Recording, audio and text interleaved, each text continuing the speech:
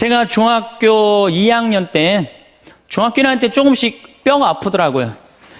그냥 무릎도 아프고 뭐 이 팔도 아프고 뼈가 아프더라고요. 나는 뼈가 아픈 이유가 내가 너무 돌아다녀서 난 아픈 줄 알았어요. 우리 어머니 말씀에 의하면은 태어나서 걸어 다니기 시작하면서부터 돌아다녔대요, 제가. 정말로 제가 많이 돌아다닌 거예요. 정말로 제가 생각해도 우리 어머니가 해가 떨어지기 전까지 내가 집에 들어온 적이 없다는 거예요. 그렇게 너무 돌아다녀서 뼈가 아픈가 보다. 그렇게 생각을 했었어요. 근데 중학교 2학년 때 6월 2일 날이에요. 까먹지도 않아요. 아침에 일어나려고 했는데 몸이 안 일어나지더라고요. 딱 보니까 팔도 안 움직여지고 다리도 안 움직여진 거예요. 병원에 가봤더니 루마티스 관절염이라는 거예요. 그래갖고 내가 움직이질 못했어요. 6개월 동안 밥도 손이 오므라져 이제 밥을 먹죠. 걸어 다니지도 못하고. 그래서 학교를 2년을 못 다녔어요. 2년. 총 고등학교 1학년까지 3년을 못 다녔어요. 학교 못 다닐 때 제일 부러운 게 누구냐? 가방 들고 학교 가는 애들이 제일 부러워요. 그럼 아침에 걔네들은 학교 가고 어쨌든 공부를 하든 하루 종일 놀다 오잖아, 학교 가서. 근데 나는 아무데도 내 말을 들어주는 사람도 없고 말할 데도 없고 너무 고독한 거죠. 그 외로움이 뭔지를 저는 너무 어렸을 때 알은 거죠. 그래서 해 뜨는 게 싫었어요. 왜냐면 뭐 친구가 있어야지. 난 또 수다 떨기 무지하게 좋아했는데 이 수다 떨 놈이 있어야지. 학교 가고 친구가 없는데. 그래서 저는 아침에 해가 뜨면은 어디로 출근을 했느냐면 성당으로 출근을 했어요. 남들은 다 학교 갔지만은 나는 성당에 가까우니까 성당 가서 앉아 있는 거예요. 성당 앉아 있으면 이제 십자가에 계신 예수님한테 말을 걸기 시작하는 거죠. 거기 왜 매달려 있느냐. 그 어린 나이에. 나 얘기할 사람이 누가 있어요? 아무도 없잖아요. 그러다가 또 예수님하고 얘기하다가 지치면은 오르간 노래하고, 그러다 또 성당 의자에서 자고, 그럼 오후 4시 되면은 나는 또 집에 오는 거예요. 그러니까 나한테 내 인생의 학교는 성당이 학교였어요. 그리고 내 선생님은 누구였느냐? 예수님이 선생님이었어요. 근데 처음에는 그게 기도인지 몰랐어요. 그냥 예수님하고 얘기하는 거예요. 나 오늘은 어떻고 저떻고. 근데 그게 어느 날은 1시간도 짧고 어느 날은 2시간도 짧고 어느 날은 10시간 앉아 있어도 시간 가는 줄 모르는 거예요. 어떨 땐 사람하고 얘기하기 싫고 누구하고만 얘기하고 싶어? 예수님하고만 얘기하고 싶은 거예요. 그러면서 중학교 2학년, 3학년, 고등학교 1학년 내내 성당에서 지낸 거예요. 내내. 그런데 이제 내가 이제 몸이 아프니까 사람들은 뭐 병신이다, 학교를 안 다니니까 폐륜하다, 또 그냥 비가 오는 날은 그냥 길에서 쓰러지니까 무슨 저기 쓰러지면 간질이다, 별 소리를 다 했죠. 나를 두고. 참 괴롭더라고요. 근데 성당에 와서 예수님한테 하면은 참 예수님은 비밀도 잘 지켜줘. 예수님은 사람들한테 얘기하면 이 사람 저 사람한테 내 얘기 퍼뜨리고 그러잖아요. 예수님은 한번 말하면요 남한테 말을 퍼뜨리질 않아. 예수님은 얼마나 말하기가 좋아요. 그러니까 내 그 가장 외로운 시기에 내 동반자는 누구였느냐? 예수님이었어. 예수님. 그러니까 시간이 지나면 지날수록 내가 누구한테 나의 삶을 의지하고 내 외로움, 고독의 시간에 나와 함께 해줬던 분이 누구였느냐? 예수님이었다는 거죠. 여러분들도요, 인생 살아가면서 어려울 때 있어요. 그런데 엉뚱한데 무당한테 가서 의지하지 말고, 다른 데 가서 의지하지 말고, 내 얘기 언제나 24시간 들어주는 누구한테 의지하면 돼요? 예수님한테. 예수님은 언제든지 날 받아주신단 말이에요. 마르코복음 5장에 보면은 예수님이 회당장 야이로의 딸을 살리러 가요. 회당장은 대단한 권한을 가지고 있는 사람이야. 근데 그 딸이 막 죽으려고 그래. 근데 예수님은요, 성서에 보면 어린 나이한테 꼼짝 못 하시는 분이 예수님이에요. 참 어린 나이 좋아하세요. 근데 어린 아이가 죽으려고 그러니까 예수님 바삐 가고 있었어요. 예수님 사람들 끌려 주위에 많은데 그냥 그 딸을 살리러 간단 말이야. 그런데 예수님이 바삐 가는데 한 여자가 있었어요. 이 여자는 12년 동안 하혈을 한 여자예요. 12년 동안. 당시 유대에서 여자가 피를 흘린다. 그럼 7일 동안 부정하다고 그랬어요.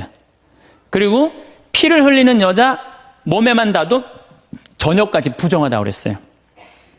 더욱이 레위기 15장에 보면은 여자가 피를 흘리는 내내 부정하다고 그랬어요. 이 여자는 몇 년 동안 피를 흘리냐면 12년을 피를 흘렸어. 그러니까 12년 동안 사람 취급 못 받은 여자예요. 더욱이 이제 내가 이제 병을 고치려고 있는 돈을 누구한테 다 탕진했어? 의사한테 다 탕진하고 돈도 한 푼도 없지. 12년 동안 부정한 여자지. 그리고 이 여자 몸에만 닿아도 이 부정하다고 사람들이 이 여자 근처에도 안 간 거야. 근데 이 여자는 정말 이제 낫고 싶은 거야. 너무너무 낫고 싶은데 예수님이라는 분이 저분은 나를 고쳐줄 거라는 믿음이 있었던 거죠. 그래갖고 그 앞에 나서서 저를 낫게 해주십시오. 이 말을 못했던 거예요. 너무 창피하잖아요. 12년 동안 피 흘린 여자가 사람 취급도 못 받았는데 감히 어떻게 예수님 앞에 나서서 나 지금 피 흘리니까 나 좀 고쳐달라고 얘기를 하겠어요. 그렇지 않겠어요? 그러니까 예수님 가는 뒤에 옷자락만이라도 잡으면 내가 나을 수 있지 않은가. 그래갖고 예수님 옷자락을 잡아요. 근데 사실은 이것도 굉장히 용감한 행동이죠. 왜냐하면 이 여자 몸에 다도 부정한데 이 부정한 여자가 그 거룩한 예수님 옷자락을 잡으니까 이 얼마나 부정한 일이에요. 이 여자가 뒤에서 예수님 옷을 딱 잡은 거야. 근데 싹 나버린 거예요. 기가 막힌 일이 본인한테 벌어진 거죠. 그리고 예수님이 그냥 가면 되지. 뭘 그걸 또 서갖고 또, 기적의 힘이 나간 걸 아시고 찾는 거예요. 나한테 지금 기적의 힘이 나갔다. 그 많은 사람들이 예수님을 밀쳤다고 그러거든요. 근데 저는 이 성서를 읽으면서도 믿음이 있는 사람한테 기적이 일어나는 거죠. 믿음이 없는 사람한테 기적이 안 일어나요.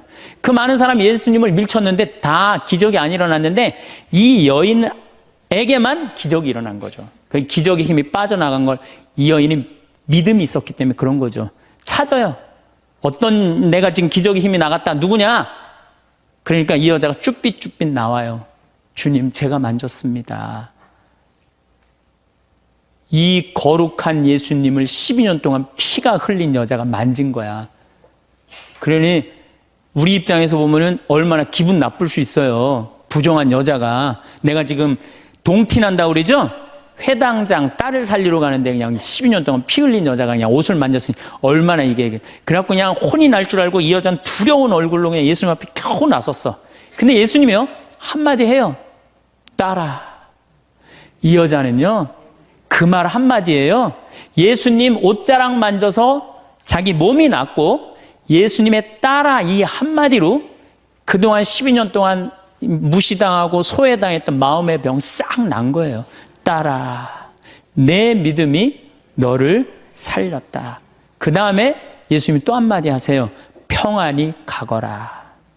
여러분들 아무도 나를 돌아보지 않는다 하더라도, 나를 돌보는 사람이 아무도 없다 하더라도 누구한테 손을 뻗쳐서 옷자락을 잡으면 여러분들은 평안해질 수 있어요? 예수님한테. 딴 데 엉뚱한 데 가서 여러분들 외로움 달래려고 그럴 필요 하나 없어요. 예수님 앞에 나서면 돼요. 그런데 문제는 신부님 예수님 앞에 잘 나서지지가 않아요. 저도 중학교 2학년 때 하루아침에 기도된 게 아니에요. 제가 얘기했잖아요. 출근했다고 아침 9시에. 학교 간 거지. 성당에 하루 종일 앉아 있었는데 2년을 그렇게 앉아 있었어요. 2년을. 그것도 아침 9시, 오후 4시까지. 아무것도 할 일이 없으니까. 뭐 공부를 해, 뭐를 해, 학교를 안 다니니까. 그냥 하루 종일 성당에 앉아 있는 거야. 그래서 여러분들 외로우신 분들 어디로 가면 돼? 예수님한테 가라. 성당에 가서 앉아 있어라. 자, 그리고 이제 두 번째로는 내가 외롭기 싫으면은 두 번째는 친구를 잘 둬라. 친구. 이게 100년 살다 보면은요, 자식 어쩔 수 없을 때 있어요. 자식은 이거 바꿀 수 있는 게 아니잖아요. 그렇죠? 자식은 천륜이야. 어떻게 자식. 근데 내가 할머니들 강의에 자식 어떻게 낳느냐고 그러니까 밑으로 낳다고 그래. 밑으로 놓은 자식을 어떻게 바꿔. 밑으로 놓은 자식을. 남편도요, 말씀드리지만은 지금 60에 바꿔봤자 그게 그거예요. 60에 바꿔봤자. 그런데 친구는 내가 선택할 수 있어요, 없어요? 그리고 친구는 이런 많은 분들 여기 지금 계시잖아요? 그럼 그 중에 정말로 괜찮은 사람이 눈에 띄어요. 정말로 사람이 진중하고 따뜻하고 편안하고 그런 사람이 있어요. 그럼 그런 사람 친구 하시면 돼요. 우리 인생에 친구처럼 중요한 게 없어요. 여러분들, 내가 부부싸움을 했어. 부부싸움을 해갖고 내가 이놈의 집에서 더러워서 내가 못 살겠다. 그래갖고 보따리 싸들고 나왔어. 저녁 8시에. 그래갖고 친구한테 전화하고, 친구야, 나 지금 부부싸움에서 보따리 싸들고 나왔거든. 근데 나 어디 딱히 갈 데가 없는데 나 니네 집에서 오늘 하룻밤만 재워줘. 남편도 있고 자식도 있지만 니네 집에 난 니네 집에서 하룻밤만 재워줘라고 전화할 수 있는 친구가 몇 명이나 될 것 같아요, 여러분들? 몇 명이나 될 것 같아요? 쉽지 않을 거려. 그 집에 남편도 있고 자식도 있는 집에 내가 보따리 싸들고 그 집에 가갖고 하룻밤 자는 거. 그런 친구 3명만 있어도 행복하다는 거예요. 그런 친구 10명 있으면 진짜 행복하다는 거예요. 영국에서 연구 결과가 나왔어요. 그런 친구 27명 있는 사람이 제일 행복하대요. 근데 그런 사람이 얼마나 돼요? 그러니까 이젠 친구 사귀는 일에 신경을 좀 쓰라는 얘기예요. 저는 내가 이렇게 강원도 평창에서 이제 서울 쪽으로 강의 나올 때 늦게 끝날 때가 있어요. 그럼 나는 내 동창 신부 집에 가서 자요. 그럼 참 고마운 게 동창 신부 집에 가면 동창 신부가 자기 안방을 내줘요. 너 여기서 자라고. 아니야. 나는 뭐 자고 갈 건데. 그러면은 그 동창 신부가 뭐라 그러냐면은 너는 멀리 강의 다니니까 편안하게 자. 나는 맨날 여기서 자니까 마루에서 자도 돼. 그리고 자기 안방을 내주는 내 그런 친구들을 보면은 난 너무너무 행복한 거. 그런 친구가 있는 게. 제가 이제 강원도 평창에 이제 생태마을 저는 수원교구 신부인데 원주교구에 들어가서 살아요. 뭐 우리 주교님 그냥 또 신부들이 누가 거길 가느냐 반대 많이 했어요. 근데 작년에 우리 생태마을에 25,000명이 왔어요. 굉장히 많이 와요. 그리고 이제 지금 내가 이제 황토 찜질방도 이제 해놔고 이제 더 많이 올 거야, 이제. 우리 생태마을에. 그러면은 여러 주교님들이 그래요. 황신부 어떻게 하길래 거기 그렇게 많은 사람들이 피정을 오느냐. 누구 때문에 그러냐 하면 친구 때문에 그래요. 우리 수원교구 신부님들이 400명이나 돼요, 400명. 그러면 저는 가을만 되면 내가 농사 짓잖아. 우리 된장, 우리 콩으로 내가 매주 직접 띄워갖고 콩, 된장 맛있는 거 떴으면 다 보내줘요. 400명한테. 그리고 김치 담아갖고 다 보내줘요. 택배로. 다 보내줘요. 내가 농사진 김치다. 맛있게 먹어라. 올해는 청국장 가루 다 한 통씩 보내줘요. 신부님들한테. 사나이가 갑바가 있어야지 말이지. 그리고 내가 이렇게 편지해갖고 다 보내줘요. 그래갖고 매년 내가 농사 짓는 그 결과물을 내 사랑하는 동료 신부님들 400명한테 다 보내준단 말이에요. 그러면은 1월달, 2월달에 이제 주일학교 선생님들이 신부님, 올여름에 우리 주일학교 여름 피정 어디로 보낼까요? 평창. 우리 노인대학 1박 2일 수학여행 어디로 보낼까요? 평창. 나한테 얻어먹은 게 얼만데. 친구는요, 기브 앤드 테이크예요. 여러분들 정말로 저 사람이 괜찮으면요, 여러분들 뭔가를 선물을 하셔야 돼. 시간도 선물하고. 그렇죠? 그 다음에 내가 소중한 거 있으면 선물하고. 그런 게 중요해요. 그 집에 만약에 초상이 났으면 가서 도와주고. 그래야지 친구를 얻는 거죠. 더욱이 친구 중에 내 영혼에 도움이 될 수 있는 영적 지도자. 그 요새 멘토라고 그러죠? 멘토. 그런 멘토를 정해놓는 거 필요해요. 나는 우리 교구에 몇몇 내 멘토 형들이 있어요. 난 답답하고 그럴 때 그 형들한테 내 속 얘기하면은 참 얘기를 잘해줘요. 그래서 그 형들하고 얘기하는 게 너무너무 좋아요. 난 그래서 얘기해. 당신 내 멘토라고. 이 세상에 혼자 잘난 사람은 하나도 없어요. 그러니까 여러분들 또 내가 당신 내 정신적인 지도자로 삼았으면 좋겠다. 영적인 스승으로 삼았으면 좋겠다. 그러면 거절하는 사람 없어요. 만약에 거절하면 그건 자격 없는 사람이고. 그래? 내가 부족하지만 네 인생의 멘토가 돼줄게. 이러면 우리 인생이 풍요로워지는 거예요. 여러분들 이 스킨스쿠버 바다에 들어가는 거 아시죠? 제가 그 스킨스쿠버라는데 바다에 들어갈 때 절대 혼자 들어가지 못하게 해요. 바디라고 짝이 들어가요, 짝. 왜냐하면은 바다에 들어가려면은 호흡기 껴야 되죠. 그 다음에 안경 껴야 되죠. 그 다음에 BC 자켓 있죠. 산소호흡기 이거 뒤에 공기통 매달고 들어가죠. 바다에 들어가면 아무것도 안 보여요. 그러고 혹시 낚싯바늘에 걸리면 죽어요. 그런데 짝이 따라 들어가면요, 칼을 차고 들어가서 낚싯바늘 걸리면 탁 끊어주면 금방 살아요. 우리 인생이라는 이 험한 세상을 살아가면서 내가 낚싯바늘에 걸려 있을 수 있잖아요. 그렇죠? 근데 그걸 누가 쉽게 봐줘요? 친구가 쉽게 봐줘요. 그런 친구를 우리는 사귀어야 된다는 거예요. 그래서 여러분 그런 친구 얼마나 있어요? 만약에 없다면 오늘부터 사귀세요. 오늘부터 찾으세요. 지금 60에 사귀어도 늦지 않아요. 60에 사귀어도 110살까지 50년 동안 친구할 수 있어요. 그럼요. 얼마든지 할 수 있어요. 그래서 좋은 친구들 지금부터 사귀는 거. 그래서 저는 우리 생태마을에 많은 분들이 찾아와요. 제가 아무리 바쁘긴 하지만은 가능한 한 나를 찾아오는 분들한테 소중하게 대하려고 그래. 왜? 그분들이 내 인생의 풍요니까. 많은 좋은 사람들을 사귀는 것처럼 즐거운 일은 없다는 거죠. 신부님, 인간이 얼마나 치사한 줄 압니까? 그래서 나는 아무 도움도 안 받고 아무 도움도 청하지 않고 나는 혼자 살아갈 겁니다. 그 사람 외로울 것 같아요? 안 외로울 것 같아요? 외로울 수밖에 없죠. 담은 자기가 쌓는 거예요. 예수님은 제자들, 그렇게 친한 제자들 어떻게 했어요? 3년 동안 그렇게 동고동락했는데 마지막에 배반했어요? 안 배반했어요?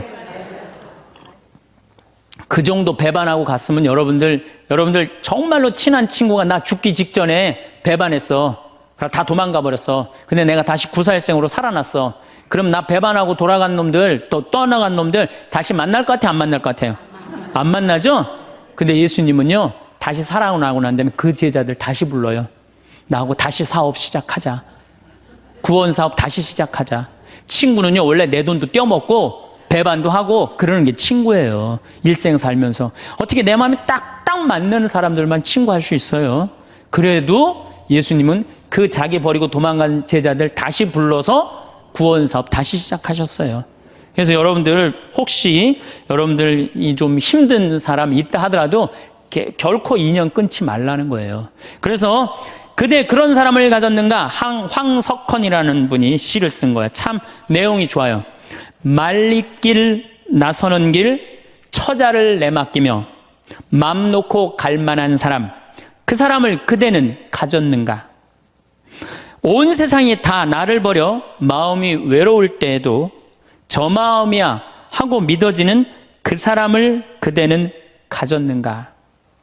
탔던 배 꺼지는 시간 구명대 서로 양보하며 너만은 제발 살아다오 할 그 사람을 그대는 가졌는가? 불의 사형장에서 다 죽어도 너희 세상 빛을 위해 저 사람만은 살려두거라 일러줄 그 사람을 그대는 가졌는가? 잊지 못할 이 세상을 놓고 떠나려 할 때 너 하나 있으니 하며 빙긋이 웃고 눈을 감을 그 사람을 그대는 가졌는가? 온 세상의 찬성보다도 아니라고 말하며 가만히 머리 흔들 그 한 얼굴 생각에 알뜰한 유혹을 물리치게 되는 그 사람을 그대는 가졌는가? 여러분 그런 친구 있으세요? 없어요? 그러면요 오늘부터 그런 친구 찾아 나서세요. 그리고 뭐 찾아 나서기 어려우면 옛날부터 사귀었던 친구 다시 연락하세요. 다시. 그래도 친구는 오래 묵은 게 좋아요. 그런 과거에 있는 친구들 다 잊지 말고 다시 찾아서 만나면요 옛날부터 사귀었던 친구는 다시 처음부터 시작할 수 있어요. 얼마든지. 그래서 내가 연락 안 하고 사는 사람 굉장히 불쌍한 사람이에요. 친구들하고 연락 잘하고 사세요. 그 유한진 씨가 질환지교를 꿈꾸며라는 이 조그만 글을 써놨는데 이건 참 유명한 글이죠. 참 좋은 것 같아요. 제가 읽어드릴게요. 저녁을 먹고 나면 허물없이 찾아가 차 한 잔을 마시고 싶다고 말할 수 있는 친구가 있었으면 좋겠다. 입은 옷을 갈아입지 않고 김치 냄새가 좀 나더라도 흉보지 않을 친구가 우리 집 가까이에 살았으면 좋겠다. 비 오는 오후나 눈 내리는 밤에도 고무신을 끌고 찾아가도 좋을 친구. 밤 늦도록 공허한 마음 놓고 열어 보일 수 있고 악의 없이 남의 얘기를 주고받고 나서도 말이 날까 걱정되지 않는 친구가. 사람이 자기 아내나 남편, 제 형제나 제 자식하고만 사랑을 나눈다면 어찌 행복해질 수 있을까? 영원히 없을수록 영원을 꿈꾸도록 서로 돕는 진실한 친구가 필요하리라. 이런 친구 우리 필요해요. 그래야지 인생이 외롭지 않죠. 난 친구 하나도. 그래서 저는 요즘 제가 뭐 강의한다고 요새 전국에 돌아다녀갖고 정말로 동창들을 잘 못 만나요. 그래서 정말로 내가 요즘 갈등하고 있는 게 있어요. 내 이제 동창 신부들이 이제 친한 신부들이 골프를 많이 쳐요. 이제 나이도 이제 50이 다 돼가니까. 그래서 나도 그 친구들하고 사귀려면은 그 친구들하고 시간을 같이 보내려면 골프를 쳐야 되겠다. 이런 생각을 하고 있어요. 그래갖고 이제 골프채도 내 아주 친한 형이 나 하나 선물해줬어요.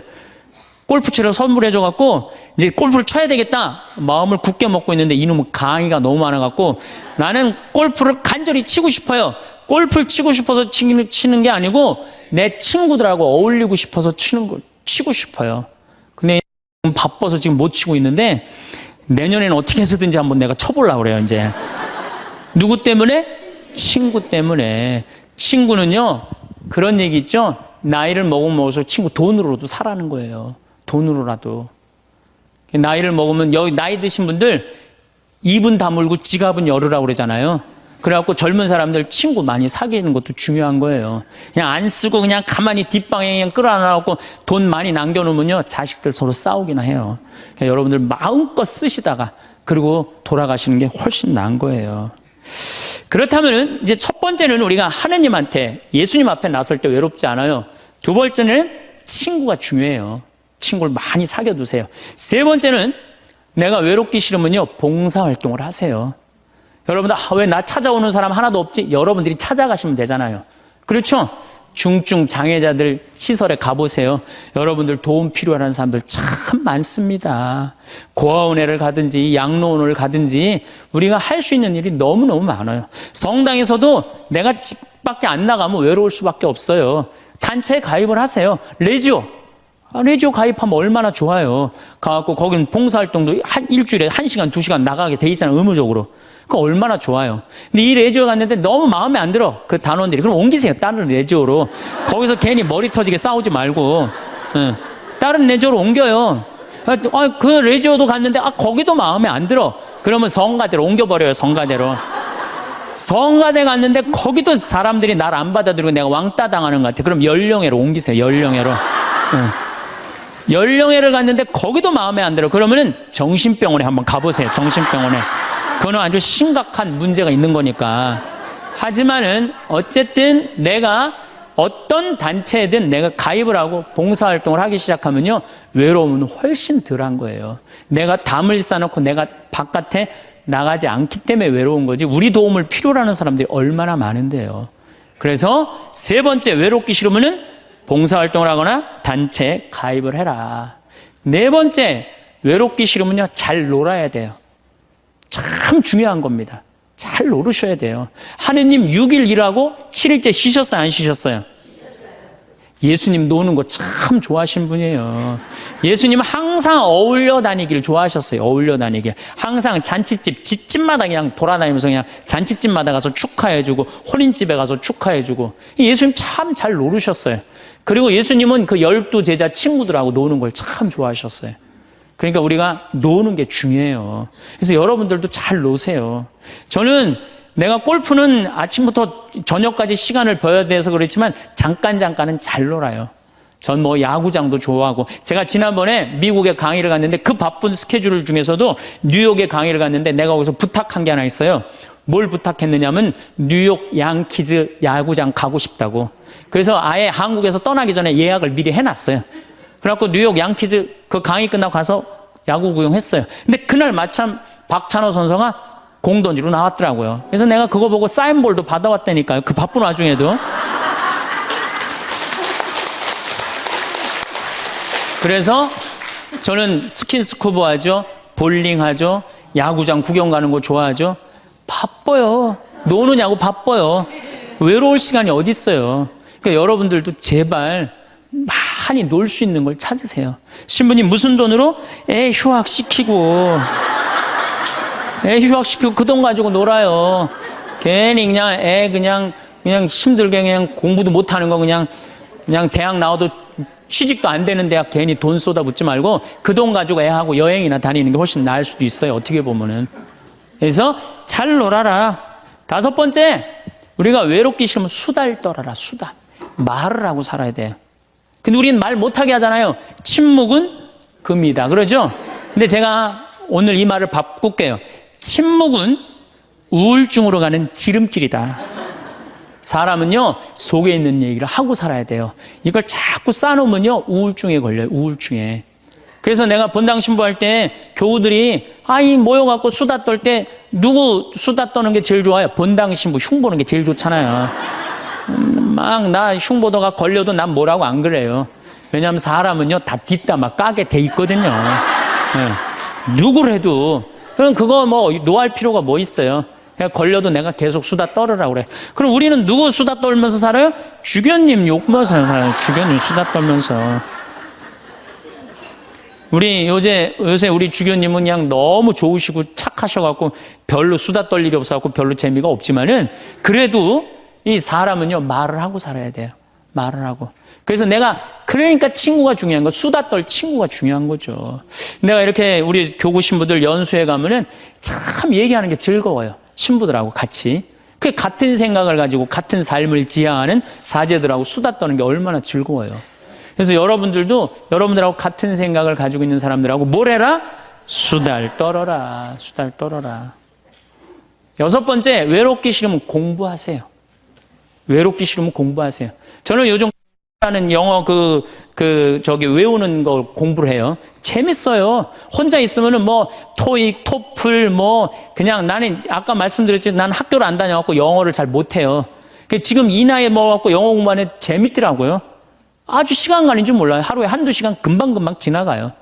여러분들도 한자, 삼천자 그거 1급, 2급, 3급, 4급, 5급 시험 있다며요. 그래갖고 삼천자 지금 공부하면은 그거 한두 달 금방금방 가요. 외로울 시간이 어딨어. 꼭 아무것도 안 하는 사람들이 외롭다는 거, 가만히 있으면서 외롭다고 그래요. 그 다음에 7번째, 외로우면은요, 운동하세요, 운동. 헬스 1시간 하면요, 시간 금방 가요. 수영 1시간 해도 시간 금방 가요. 저는 요즘은 이제 조금 하여튼 건강에 문제가 있어갖고 가격한 건 못하는데 내 방에서 이제 자전거 타요, 자전거. 특히 산에 다니는 건 참 좋은 것 같아요, 산에. 산이야말로 이제 제가 좀 이따 말씀드리겠지만 우리를 자유롭게 해주는 공간이에요. 우리나라도 요즘 또 둘레길, 올레길, 길을 얼마나 잘 만들어 놨어요. 그런데 돌아다니기만 해도 시간 충분하죠. 거기다가 친구. 만약에 친구 없으면 묵주 들고 다니면 되잖아요. 네? 묵주 들고 다니면 되잖아요.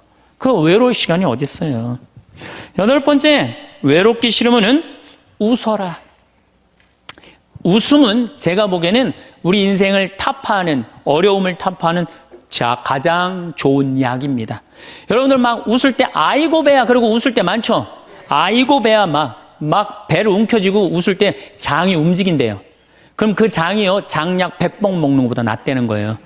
여러분도 아까 오전에 제 강의 들으면서 많이 웃었죠? 배고파서 안 배고팠어요? 배고팠죠? 그만큼 웃는 게 좋은 거예요. 성모님은요, 내 영혼이 주님을 찬송하며 내 마음 주님 생각 내 마음 기뻐 뛰노나이다. 항상 기쁨이 중요한 거예요. 그러니까 웃으면 행복해지게 돼 있어요. 그런데 제가 어딜 강의를 다녀도 내 강의 안 웃는 사람이 있어요. 인상 딱 쓰고 2시간 내내. 그분은 외로운 거예요. 외로운 거예요. 여러분들 주위에 이렇게 친구들 중에 대화하는데 안 웃고 인상 딱 구기고 가만히 있는 친구 보면 나중에 그 친구 딱 나타나면 어떻게 해요? 전부 다 흩어져요. 흩어지고 그 친구 5m 옆으로 다 떠나요. 그리고 다시 그 친구를 빼고 무리가 형성이 돼요. 무슨 얘기냐? 여러분들이 다른 사람한테 마음을 열고 반짝반짝 웃어줄 때 여러분들 행복할 수 있다는 거예요. 그 다음에 9번째, 이게 진짜 중요합니다. 자기 자신한테 잘해주면 돼요. 제가 지난번에 화나십니까 에도 가장 중요한 게 뭐야? 자기 자신한테 잘해주면. 여러분들 우리 자매님들 이 얼굴 화장할 때 어떻게 해요? 화장하는데 얼마나 많은 걸 발라요. 이 화장할 때 기본 클렌징 크림으로 이거 닦아내고 기본적으로. 그렇죠? 폼 클렌징으로 또 닦아내고. 그 다음에 이제 스킨 바르고 로션 바르고 아스트리젠트로 모공 이렇게 닫아주고. 얼마나 많이 얼굴에다 발라요. 그 다음에 영양크림 바르고 아이크림 바르고 비비크림하고 그 다음에 콤팩트로 막 분칠하고. 요즘은 또 이게 하나로 거의 나온다며요. 이제 콤팩트 분 바르고 나면 이제 기본 섀도우 하기 전에 눈썹 또 그려주고. 눈두덩이는 또 너무 진하게 바르면 귀신 것처럼 보니까 연한 색으로 발라줘요. 연한 색으로. 눈두덩 화장할 때. 눈 위아래로 이렇게 포인트 찝어주고. 아이라이너 눈가 이렇게 싹 올려주고. 그 다음에 눈 밑에 스모키 화장하고. 마스카라하고 루즈 바르고 볼 터치하고. 그 다음에 요즘은 이제 파이트라고 여기다가 이렇게 쫙 해줘야지 콧날이 오똑하게 보인다고 그래. 그러면 이제 끝나는 거, 화장이. 아니, 얼굴 하나에도 그렇게 많은 걸 여러분들 해주는데, 얼굴 하나에도 그렇게 많은 걸 해주는데, 여러분들 영혼을 위해서, 영혼이 외롭지 않기 위해서, 영혼을 위해서 뭘 해야 될 것 같아요? 많이 해줘야 돼요. 그래서 피정도 좀 다니고. 그렇죠? 오늘 이렇게 강의 오니까 많이 배우잖아요. 그러면은 영혼아, 너 많이 지쳤으니까 오늘 저 서원동에서 피정한다니까 가자. 그래갖고 좀 좋은 강의도 좀 듣고. 자기 육신을 위해서도 그렇게 수많은 걸 쳐 바르는데, 아니 자기 영혼에, 자기 자신한테 그렇게, 우리는 자기 자신한테 너무 함부로 대한다는 얘기죠. 그래서 여러분들 고생 많이 했잖아요. 30년, 40년, 50년 동안 애 많이 쓰고 살지 않으셨어요? 그러면은 자기한테 잘해줘야죠. 저는 저한테 잘해줘요. 저는 저한테 정말로 잘해줘요. 왜? 내가 지금 1년에 이제 365일 중에 330일을 강의를 다니잖아요. 얼마나 피곤해요. 그래서 나는 뭐 맛있는 거 있으면은 정말로, 나는 회를 참 좋아하거든요. 베네딕토 회 먹고 싶냐? 가자, 내가 사줄게. 그러니까 난 내가 가서 내가 사준다니까요. 누가 사줘, 나를. 마누라가 있어, 자식이 있어. 난 내가 사줘요, 정말로. 그리고 저는 내가 사주는데 혼자 먹기 뻘쭘하잖아요. 그러니까 난 본당 신부 때도 어디 개고기 먹으러 가도 회장단들 다 불러요. 그리고 다 내가 내요, 돈. 다 내가 내요. 강사료 많으니까 뭐해? 돈 가지고 친구 사귀는 거예요. 다 내가 내요. 우리 동창 신부들 중에서도 어디 모임에 가면 내는 신부가 있어요.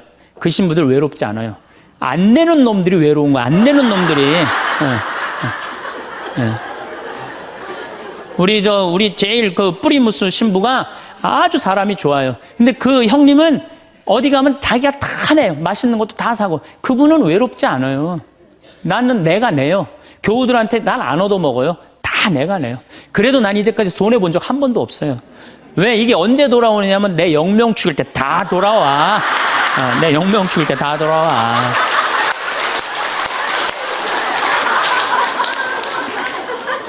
인생은 기브 앤드 테이크예요. 내가 줄 때 내가 받는 거지, 내가 안 쓰면은요, 난 외로운 거예요. 그래서 나눌 줄 알아야 돼, 나눌 줄. 그래서 자기한테 잘해주라는 거. 제가 예수 마음 피정이라는 걸 한번 가봤는데 참 좋더라고요.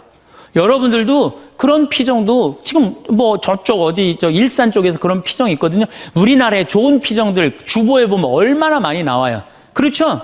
그러면 야, 영혼아, 너 30년 40년 동안 너무너무 힘들게 살았으니까 내가 너 이번에 피정 시켜줄게. 가자. 그래갖고 등록하세요. 그래서 갔다 오세요. 우리 생태마을도 생태피정이라는 게 있어요. 그래갖고 모종내도 보고, 오이도 따보고, 그런 피정. 그럼 그런 거 딱 찾아갖고, 그런데 피정 2박 3일 동안 자연 안에서 머무르고, 자기한테 투자하세요. 신부님 무슨 돈으로? 애 휴학시키면 됩니다. 10번째, 제일 중요합니다. 계속 중요하죠. 10번째, 외로움을 즐길 줄 알아야 돼요.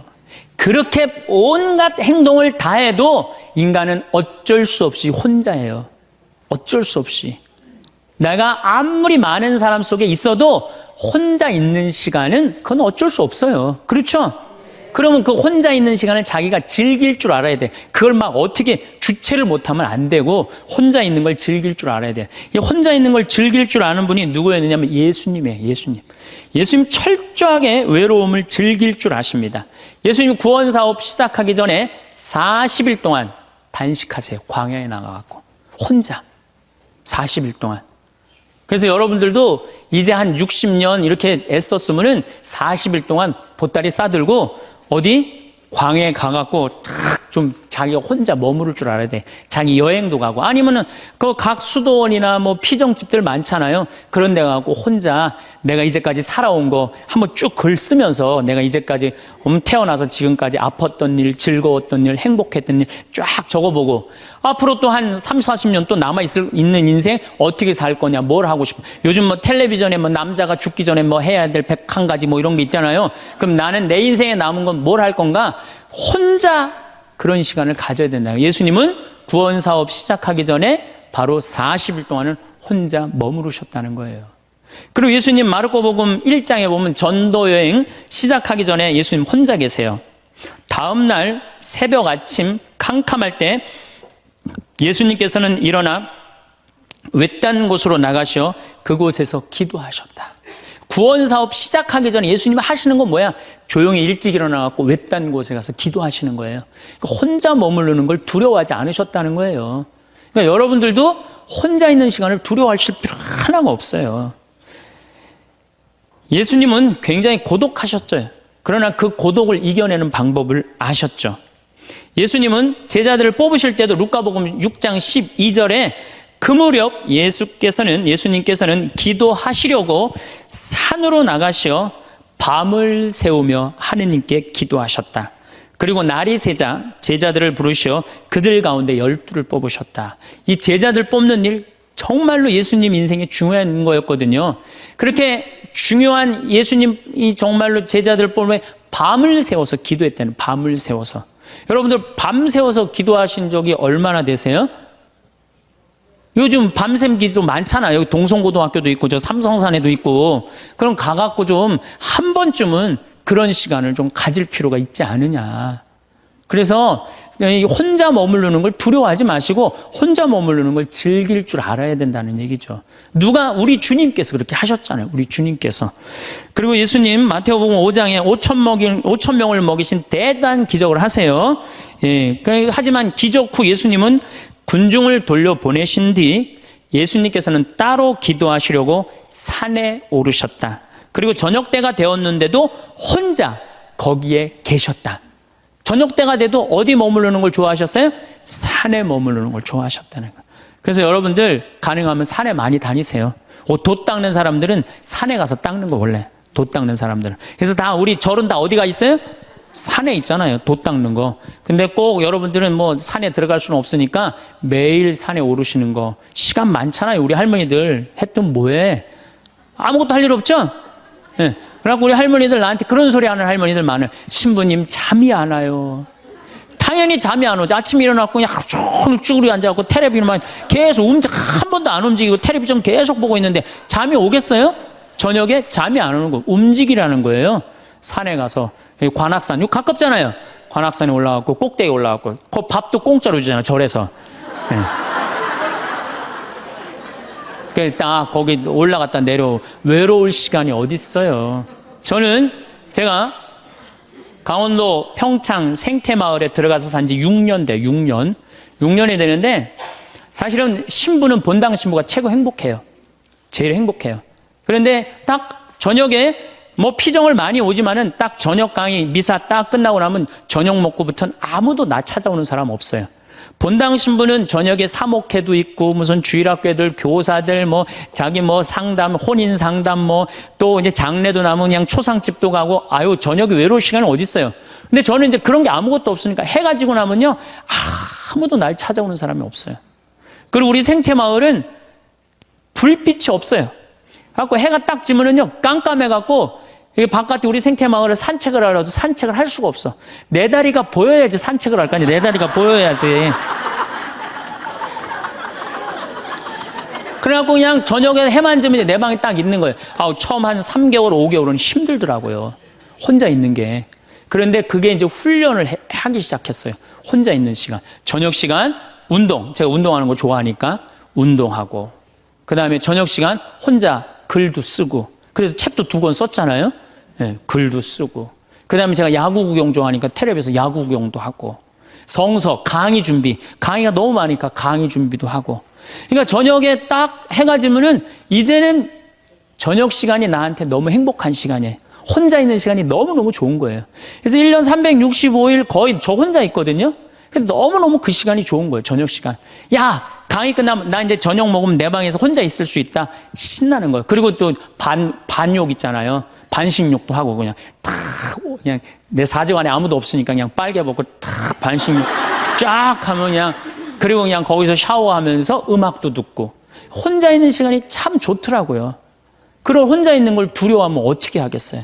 우리 인간은 어차피 혼자인데 어차피 혼자 살아가는 존재고, 거기서 내가 고독을 즐길 줄 알고 고독을 통해서 새로운 에너지를 얻을 수 있는 그런 훈련이 돼야 된다는 거죠. 그래서 여러분들도 이 세상에 결국은 나 혼자라는 생각 들 때, 그때가 여러분들이 성장할 수 있는 좋은 시간이에요. 인간은 어차피 외롭거든요. 그 외로움을 잘 극복해가는 게 인간이 성숙해가는 거예요. 그래서 제가 말한 대로 외로움을 극복하느냐고 하느님도, 친구도, 공부도, 그 다음에 여러 가지 취미활동도, 봉사활동도 하다 보면 존재의 충만함을 느껴요. 내 존재가 충만하다. 내 존재가 풍요롭다. 그런 걸 느끼는 사람은 점점 삶의 가치가 올라가는 거죠. 그리고 삶의 가치가 올라가는 사람들은요, 기쁨이 흘러 넘쳐요. 그러면 하느님 굳이 뭐 말 안 해도 하느님하고 함께 살 수 있을 거예요. 그래서 여러분들은 결코 예수님이 여러분들을 찾아오신 이유가 있어요. 여러분들 너무 힘들고 어려운 이 세상에 내던져 놓고 난 다음에 마음이 안 된 거예요. 그래갖고 오신 거예요. 그래서 예수님이 여러분들 벗대주시고 여러분들 마음속에서 따라, 내가 너 사랑한다. 내가 네 발을 씻어주마. 그리고 내가 너를 위해서 십자가에 목숨까지 바쳤으니 온전히 사랑하는 나를 믿고 너희들은 행복하게 살아라. 외로움이란 무엇일까요? 이 물음 앞에서 우리는 종종 망설입니다. 외로움을 인정하는 일이 마치 나약함을 드러내는 것처럼 느껴지기 때문입니다. 하지만 진실을 말하자면 외로움은 누구에게나 찾아오는 삶의 일부입니다. 아침에 눈을 뜨고 하루를 살아가고 밤에 잠자리에 들 때까지 우리는 각자의 몸과 마음으로 세상을 경험합니다. 아무리 가까운 사람과 함께 있어도 결국 내 생각과 감정은 오롯이 내 것입니다. 이것이 인간 존재의 근본적인 조건입니다. 우리는 모두 각자의 피부 안에 갇혀 있습니다. 이 말이 냉정하게 들릴 수도 있지만 이것은 단순한 사실입니다. 내가 느끼는 기쁨을 다른 사람이 똑같이 느낄 수 없고, 내가 겪는 아픔을 누군가 대신 겪어줄 수도 없습니다. 우리는 태어날 때도 혼자였고 떠날 때도 혼자일 것입니다. 그 사이의 모든 순간 우리는 타인과 연결되고 싶어 하면서도 근본적으로는 홀로 서 있는 존재입니다. 이러한 외로움을 없애려고 애쓰는 것은 어쩌면 바람을 손으로 잡으려는 것만큼이나 헛된 일일지 모릅니다. 외로움은 질병이 아니라 인간이라는 조건 그 자체에 새겨진 특징이기 때문입니다. 마치 중력이 우리를 땅으로 끌어당기듯 외로움은 우리 존재의 무게 중 하나입니다. 그것을 거부하는 것은 자신이 인간임을 거부하는 것과 같습니다. 그렇다면 우리는 어떻게 해야 할까요? 외로움을 없앨 수 없다면 그것을 어떻게 대해야 할까요? 여기서 중요한 전환이 필요합니다. 외로움을 제거하려 들지 말고 그것을 다른 무언가로 바꾸는 법을 배워야 합니다. 이것은 단순히 긍정적으로 생각하자는 이야기가 아닙니다.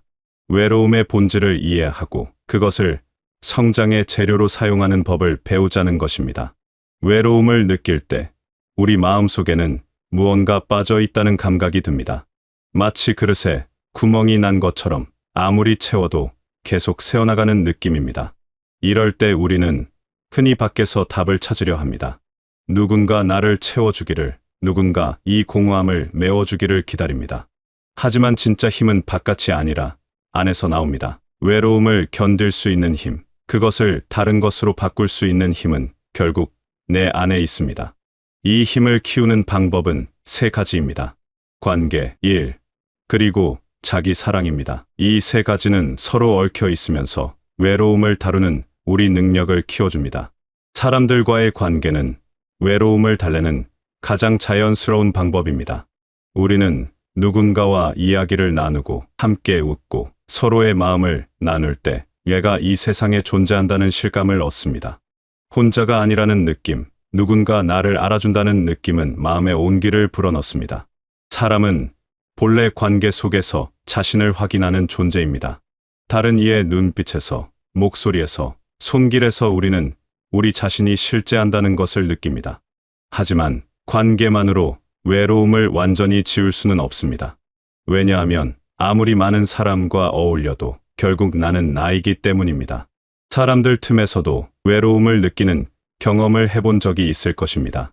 웃음소리가 가득한 자리에서도 마음 한구석이 텅 빈 느낌, 이것은 관계가 부족해서가 아니라 관계만으로는 채워지지 않는 부분이 있기 때문입니다. 일과 활동도 중요한 역할을 합니다. 무언가에 몰입하는 시간, 손을 움직이고 머리를 쓰는 시간은 마음의 빈자리를 채워줍니다. 정원을 가꾸거나 그림을 그리거나 글을 쓰거나 요리를 하거나 어떤 형태로든 세상과 능동적으로 관계 맺는 행위는 우리를 살아있게 만듭니다. 이런 순간들은 단순히 시간을 때우는 것이 아닙니다. 내가 무언가를 만들어내고 변화시키고 의의를 부여하는 과정 자체가 존재의 확인입니다. 무언가를 하고 있을 때 우리는 외로움을 잊습니다. 아니, 정확히 말하면 외로움이 다른 형태로 바뀝니다. 흙을 만지고 붓을 움직이고 반죽을 치대는 동안 우리는 세상과 대화를 나눕니다. 이것은 사람과의 대화와는 다르지만 그만큼 중요한 연결입니다. 우리는 이런 행위를 통해 세상의 흔적을 남기고 그 흔적을 통해 우리 자신을 확인합니다. 그런데 이 모든 것보다 더 근본적인 것이 있습니다. 바로 나 자신을 좋게 생각하는 마음입니다. 스스로를 존중하고 스스로를 돌보고 스스로에게 친절한 사람은 혼자 있어도 무너지지 않습니다. 자기 자신과 좋은 관계를 맺고 있는 사람은 혼자 있는 시간을 견딜 수 있을 뿐 아니라 그 시간을 즐길 수도 있습니다. 반대로 자기 자신을 싫어하는 사람은 아무리 많은 사람에게 둘러싸여 있어도 외롭습니다. 다른 사람이 채워줄 수 없는 빈자리가 있기 때문입니다. 자기 사랑이란 거창한 것이 아닙니다. 내가 완벽하다고 믿는 것도 아니고 내 단점을 못 본 척하는 것도 아닙니다. 있는 그대로의 나를 받아들이고 내 연약함을 인정하면서도 그럼에도 불구하고 나는 살 가치가 있는 사람이라고 여기는 마음입니다. 이런 마음이 생기면 혼자 있는 시간이 달라집니다. 더 이상 외면하고 싶은 시간이 아니라 나를 만나는 시간이 됩니다. 자기 사랑은 매일의 작은 선택에서 시작됩니다. 아침에 일어나 거울 속 내 모습을 보며 따뜻한 눈빛을 보내는 것, 내가 좋아하는 음식을 정성껏 만들어 먹는 것, 힘들 때 나 자신에게 괜찮다고 말해주는 것, 이런 작은 행위들이 모여서 자기 사랑이 됩니다. 그리고 이 자기 사랑이 쌓이면 우리는 혼자 있어도 괜찮은 사람이 됩니다. 외로움을 채우는 세 가지 방법, 즉 관계와 일과 자기 사랑은 서로 연결되어 있습니다. 이 세 가지가 균형을 이룰 때 우리는 비로소 외로움을 다르게 경험하기 시작합니다. 외로움은 여전히 있지만 그것이 더 이상 나를 짓누르지 않습니다. 오히려 그 안에서 새로운 것을 발견하게 됩니다. 혼자 있는 시간이 두렵지 않고 고요함 속에서 평화를 느끼게 됩니다. 여기서 중요한 구분이 필요합니다. 외로움과 고독은 다릅니다. 외로움은 결핍의 상태입니다. 무언가가 부족하고 누군가가 없어서 괴롭고 공허함이 마음을 채우는 상태입니다. 반면 고독은 충만의 상태입니다. 스스로 선택해서 혼자 있고 그 안에서 풍요로움을 느끼며 자기 자신과 온전히 함께하는 상태입니다. 외로움을 느끼는 사람은 혼자 있는 시간을 견디기 힘들어합니다. 시계를 자꾸 보고 무언가로 그 시간을 채우려 하고 누군가를 찾습니다. 텔레비전을 켜고 전화기를 들여다보고 바깥 소음이라도 듣고 싶어 합니다. 고요함이 무섭기 때문입니다. 고요함 속에서 자신과 마주해야 하기 때문입니다. 반면 고독을 아는 사람은 혼자 있는 시간을 즐깁니다. 그 시간이 자신을 돌아보는 시간이고 내면을 정돈하는 시간이며 새 힘을 얻는 시간이라는 것을 알기 때문입니다. 이들에게 고요함은 위협이 아니라 선물입니다. 그 안에서 자신의 목소리를 듣고 자신의 리듬을 찾고 자신의 방향을 정할 수 있기 때문입니다. 고독 속에서 우리는 자기 자신과 진짜 대화를 나눕니다. 소음이 없는 고요함 속에서 내 마음의 소리를 듣습니다. 바쁜 일상에서 놓쳤던 생각들을 다시 주워 담고 흐트러진 마음을 가지런히 정리합니다. 이런 시간이 쌓이면 우리는 점점 더 단단해집니다. 혼자서도 잘 설 수 있는 힘이 생깁니다. 고독한 시간은 창조의 시간이기도 합니다. 많은 위대한 생각과 작품이 고독 속에서 탄생했습니다. 혼자 있을 때 우리는 비로소 깊이 생각할 수 있고 멀리 볼 수 있고 새로운 것을 상상할 수 있습니다. 다른 사람의 시선과 기대에서 벗어나 온전히 나 자신이 될 수 있는 시간, 이것이 바로 고독입니다. 외로움을 고독으로 바꾸는 과정은 하루아침에 이루어지지 않습니다. 오랜 연습이 필요합니다. 처음에는 혼자 있는 시간이 여전히 불편하고 어색할 것입니다. 하지만 조금씩 천천히 그 시간을 견디는 법을 배우면서 우리는 변합니다. 외로움이 고통이 아니라 기회가 되는 순간을 맞이하게 됩니다. 이 과정에서 인내가 필요합니다. 처음에는 5분도 견디기 힘들 수 있습니다. 그렇다면 5분부터 시작하면 됩니다. 점차 10분, 1시간으로 늘려가면 됩니다. 중요한 것은 혼자 있는 시간을 피하지 않는 것입니다. 그 시간과 친해지는 것입니다. 그 시간 속에서 나를 발견하는 것입니다. 이것이 바로 성숙입니다. 진짜 어른이 된다는 것은 외로움에서 도망치지 않는다는 뜻입니다. 외로움을 부정하거나 억압하지 않고 있는 그대로 바라볼 수 있는 용기를 갖는다는 뜻입니다. 그리고 그 외로움을 더 좋은 무언가로 바꾸기 위해 노력한다는 뜻입니다. 많은 사람들이 외로움을 약점으로 여깁니다. 외롭다고 말하는 것을 창피하게 생각합니다. 하지만 외로움을 인정하는 것은 약함이 아니라 정직함입니다. 내 마음을 있는 그대로 보는 용기입니다. 그리고 그 인정으로부터 진짜 변화가 시작됩니다. 외로움을 인정하고 나면 우리는 비로소 무엇을 해야 할지 알게 됩니다. 관계를 더 깊이 가꾸고 의미 있는 일에 시간을 쏟고 무엇보다 나 자신과 좋은 관계를 맺기 위해 노력할 수 있습니다. 이런 노력들이 쌓이면서 외로움은 조금씩 다른 모습으로 변합니다. 혼자 있는 시간이 두렵지 않게 됩니다. 오히려 그 시간을 기다리게 됩니다. 고요함 속에서 나를 만나고 내 생각을 정리하고 내 마음을 들여다보는 시간이 소중해집니다. 이것이 바로 외로움을 고독으로 바꾼 상태입니다. 고독을 아는 사람은 결코 혼자가 아닙니다. 자기 자신이라는 가장 든든한 동반자와 함께 있기 때문입니다. 이런 사람은 다른 사람과의 관계도 더 건강해집니다. 외로움을 채우기 위해 관계에 매달리지 않고 진짜 마음으로 사람을 만나기 때문입니다. 필요에 의한 관계가 아니라 선택에 의한 관계를 맺게 됩니다. 이런 관계는 훨씬 더 깊고 의미 있습니다. 상대방에게 의존하지 않으면서도 서로를 소중히 여길 수 있습니다. 상대방이 나를 채워주기를 바라지 않으면서도 함께 있는 시간을 즐길 수 있습니다. 이것이 성숙한 관계입니다. 서로의 외로움을 이해하면서도 각자가 고독을 즐길 줄 아는 관계입니다. 삶이란 결국 외로움과 함께 춤추는 법을 배우는 과정인지도 모릅니다.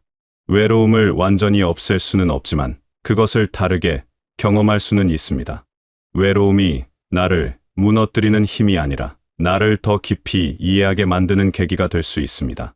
혼자 있는 시간이 공허한 시간이 아니라 충만한 시간이 될 수 있습니다. 그 안에서 우리는 자신을 돌보고 내면을 가꾸고 삶을 새롭게 디자인합니다. 이런 시간을 통해 우리는 점점 더 온전한 사람이 되어갑니다. 균열과 상처를 포함한 있는 그대로의 나를 받아들이고 그 안에서 아름다움을 발견하게 됩니다. 외로움은 피할 수 없습니다. 하지만 외로움을 어떻게 경험할지는 우리가 선택할 수 있습니다. 그것을 고통으로 받아들일 수도 있고 성장의 기회로 받아들일 수도 있습니다. 관계와 일과 자기 사랑으로 삶을 채워가면서 우리는 조금씩 외로움과 친구가 됩니다. 혼자 있어도 괜찮은 사람이 되는 것, 이것이 진짜 어른의 모습입니다. 누군가에게 의지하지 않아도 설 수 있고 혼자 있는 시간을 즐길 줄 알며 그 안에서 평화를 찾을 수 있는 사람.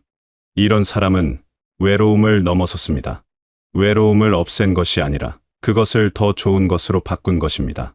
여러분도 지금 외로움을 느끼고 계실지 모릅니다. 그것을 부끄러워하지 마십시오. 외로움은 여러분의 약점이 아니라 인간이라는 증거입니다. 그 외로움을 인정하고 그 안에서 무엇을 할 수 있을지 생각해 보십시오. 여러분을 아끼는 사람들과 더 깊은 관계를 맺고 의미 있는 일에 시간을 쏟고 무엇보다 여러분 자신을 사랑하는 법을 배우십시오. 그렇게 하다 보면 어느 순간 외로움이 달라져 있을 것입니다. 더 이상 견디기 힘든 고통이 아니라 나를 더 깊이 알아가는 시간이 되어 있을 것입니다. 혼자 있는 시간이 두려운 시간이 아니라 나를 돌보고 채우는 소중한 시간이 되어 있을 것입니다. 그때 여러분은 외로움을 넘어 고독을 아는 사람, 혼자서도 충만한 사람이 되어 있을 것입니다. 여러분의 삶이 외로움 속에서도 따뜻하고 풍요로운 삶이 되시길 바라겠습니다.